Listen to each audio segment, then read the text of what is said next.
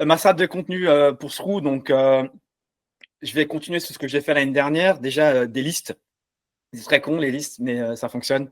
Euh, voilà, c'est facile à écrire, facile à créer.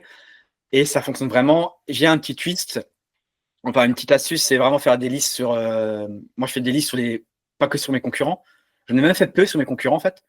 Je vais plus sur les produits satellites. Donc, j'essaie de penser à quel autre outil les gens qui pourraient potentiellement utiliser Sroo utilisent dans leur quotidien. Et je cible les outils gratuits.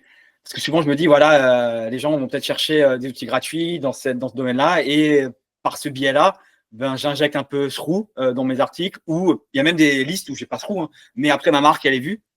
Et ça fonctionne très bien. Les listes, pour moi, c'est un gros driver de trafic et de conversion.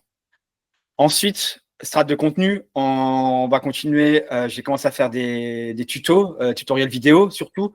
J'ai continué à faire cette partie vidéo un peu plus cette année, faire plus en plus de vidéos, faire des webinars.